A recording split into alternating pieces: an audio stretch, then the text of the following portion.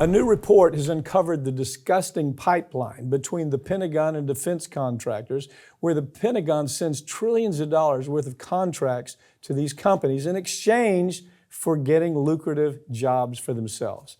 I've got Ring of Fire's Farron Cousins to talk to me about that. Wow, this is like lobbying on steroids. You take a top general in the country, maybe in the world, and you give them to this little contractor over here, and they're supposed to be schooled up by that little contractor. Well, the little contractor is Raytheon.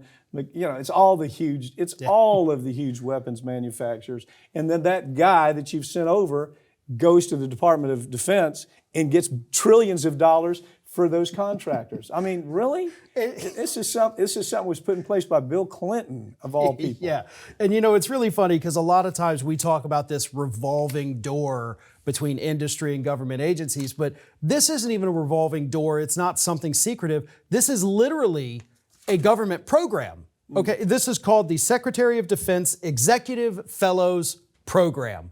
It is a documented thing that they do every year where they send about 20 of the top generals, the majors, the high-ranking folks, and they send them off to the Boeings and Raytheons and Lockheed Martins for a year. And then those people come back and they tell the Pentagon what the contractor needs or what the contractor sees as the problems with the Pentagon itself. And every time, and this is a wonderful report by The Lever, which is, by the way, just the best outlet out there right now. No question about it. If you're not reading The Lever, you're just not getting news. I mean, if you think you're turning on MSNBC or CNN or ABC and getting the news, you're kidding yourself. Lever has got the news. Yeah.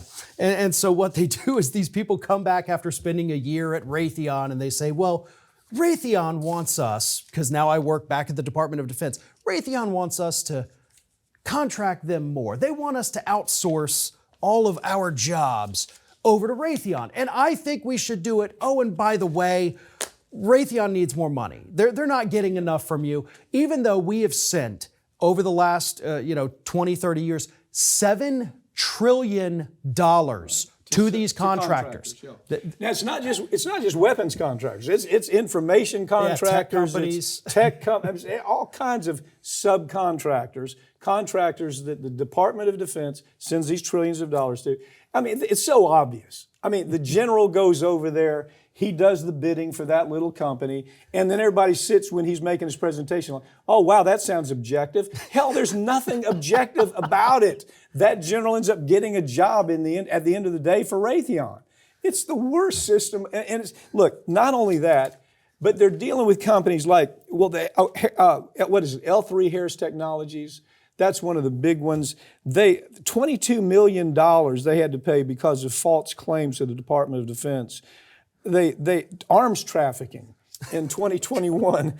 And so Lockheed Martin, $18 million to resolve multiple allegations of fraudulent government contracts. These are the people that these generals are going to be sent to by they're working through the Pentagon. Pratt & Whitney, $52 million for defective jet engines that are still getting money from the government. Enron, how about that one? How about Enron? We sent one of our generals to Enron, and we all know the story about Enron. Right. But the point is, it still is happening. I mean, it's something that came up, it was under Bill Clinton. Yeah, 1995, I think is when it began. And this is comical, right? This is something you would see in a bad movie, lazy plot. Oh, okay, we're sending our people over there. That's not creative.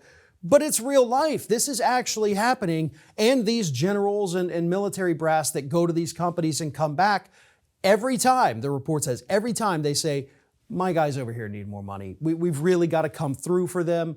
So half of the Pentagon budget every year, the $900 billion we're at now, half of it goes straight to defense contractors. And that's still not enough for them. They want more than $450 billion a year, and they're going to keep getting it. This program is not stopping. We're going to keep feeding them. They love all these global conflicts we've got right now. They're making money hand over fist. Yeah. And this is what's driving it, right here. There are more multi-million dollar mansions around the D.C. area that are built by weapons contractors Yep. than any time in American history right now.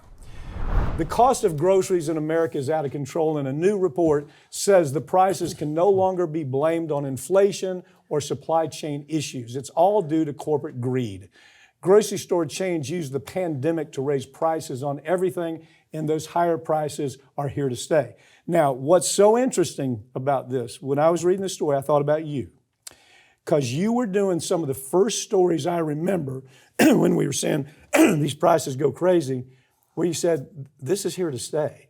They've used the pandemic as this big fraud, and they're here to stay. Pick the story up from, because you were early on in this story. I remember that. Yeah, you know, and listen, we had that period of super high inflation when we had the supply chain issues. So yeah, that was market trying to fix itself, and it never does a good job of it.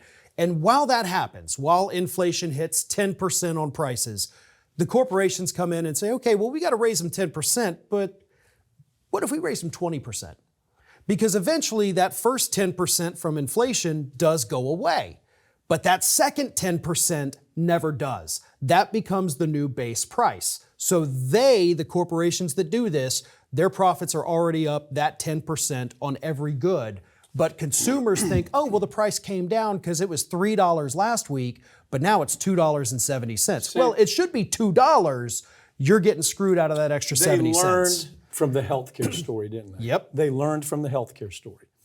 And now we're seeing grocery prices 5 times the inflation rate, where you've got families that are working 2 or 3 jobs, and you can have price control mandates. But the economists are saying it's basically it is some activity by the corporations, but we have an inflation problem that's here to stay, period, until something dramatic happens. Add this greed. I don't know how people even buy eggs and milk anymore. It's that bad. If it were just inflation, that would be difficult enough, but it would be manageable to a degree.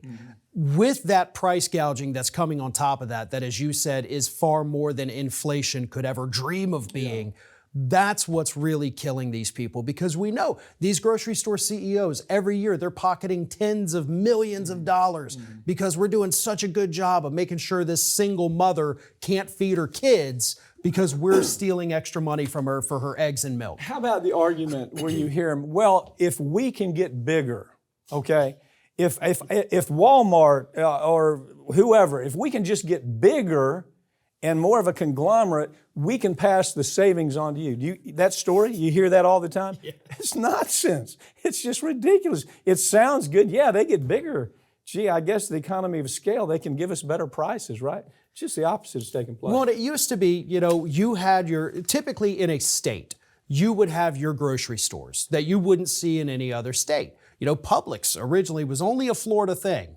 Now it's all over the country. Same thing with Kroger's or Albertsons. Right. You used to have your Winn-Dixies and your Food Worlds and all these options, and slowly they've all been consolidated. So that's all you see. It's homogenous across huge swaths of the country because we don't have your little local grocers anymore, or maybe a grocery that owns 2 or 3 stores in the state. They have been snatched up by the Walmarts and your Kroger's and all these folks. Yeah.